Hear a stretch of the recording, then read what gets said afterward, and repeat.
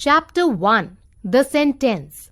A group of words that makes a complete sense is called a sentence. Every sentence begins with a capital letter and ends with a full stop, question mark, or an exclamation mark. Every sentence includes a subject and predicate. Subject. A word or a phrase that says who or what does something is known as the subject of a sentence. In a sentence, a subject is usually placed first, except in interrogative and exclamatory sentences. Example: A. Boys play cricket. B. Boys of this school play cricket. Boys in sentence A and boys of this school in sentence B are placed first. They are the subjects of the sentences. The underlined parts of the sentences are predicates in the above sentences. Predicate. The predicate is the part of the sentence that says something about the action of the subject or something about the subject. It could be one word or more than one word made up of different components. A predicate must have at least one finite verb.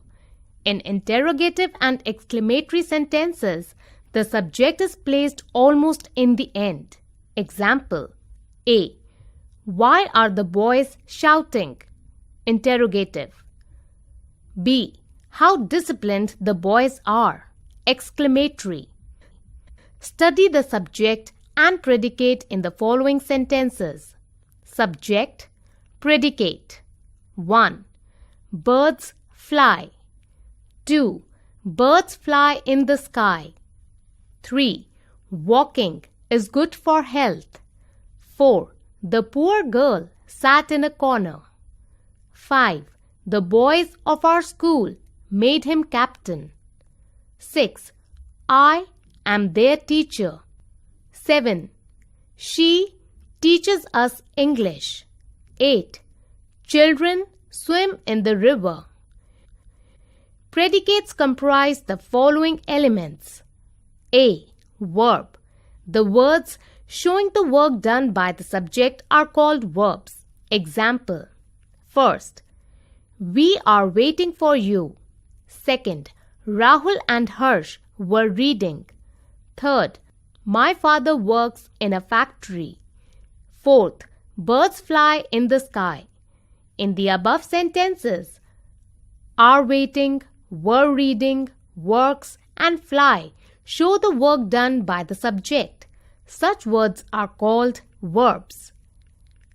B. Direct object. The words that directly receive the action of the verb are called direct objects. By putting the question what on the verb, we get the direct object as the answer. Example: First, Sachin won the first prize. Second, the show entertained us. Third, she died a glorious death. Fourth, 4 people are pushing the car. In these sentences, when we put the question what on the verbs won, entertained, died, and pushing, we get the answer respectively. The first prize, us, a glorious death, and the car. Such words are called direct objects. C. Indirect object. Words that do not receive the action directly are called indirect object. By putting the question whom on the verb, the answer we get from it is the indirect object. Example: First, the teacher gave him a gift.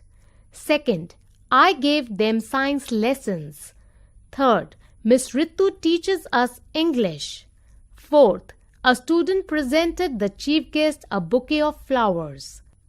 In the above sentences, him, them, us, and the chief guest are the indirect objects.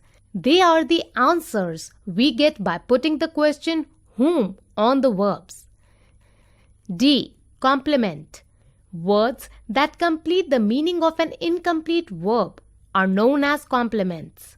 The complements may be a noun, a pronoun, an adjective, or an adverb. Example. First, she is a teacher. Second, you are quite right. Third, he was very careless. Fourth, I am your friend. In the above sentences, a teacher, quite right, very careless, and your friend are complements because they are having a verb is, are, was, and am. E. Infinitive and gerund. The infinitive of a verb is its basic form with or without the particle to. It is the base form of a verb. Example, be or to be, do or to do. The infinitive without to is called bare infinitive, do, be. The infinitive with to is called full infinitive, to do, to be. The base infinitive is used as the main verb after the dummy auxiliary verb do, or most modal auxiliary verbs such as will, can, or should. Example, I can do it. I do like you.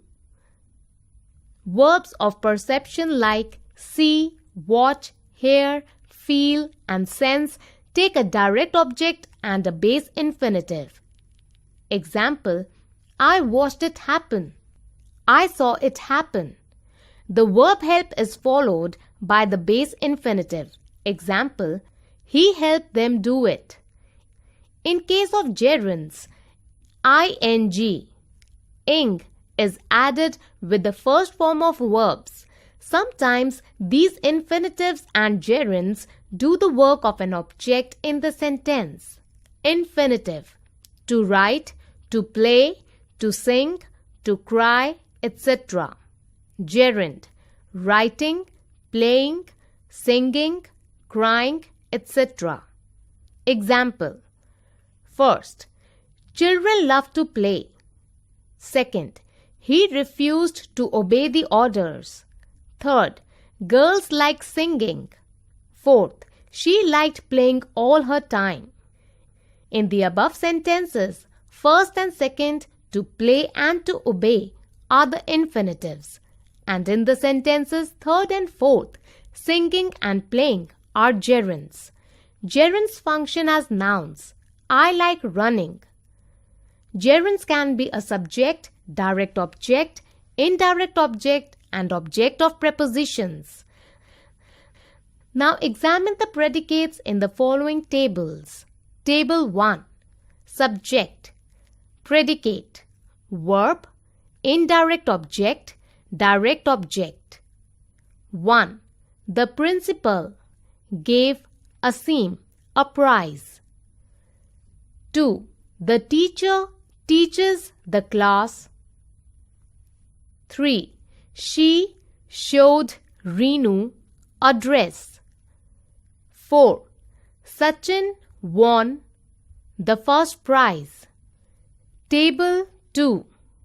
Subject, predicate, verb, indirect object, direct object. 1. Police found him guilty. 2. Woman seems worried. 3. We called her ma'am. 4. Words filled him with shame.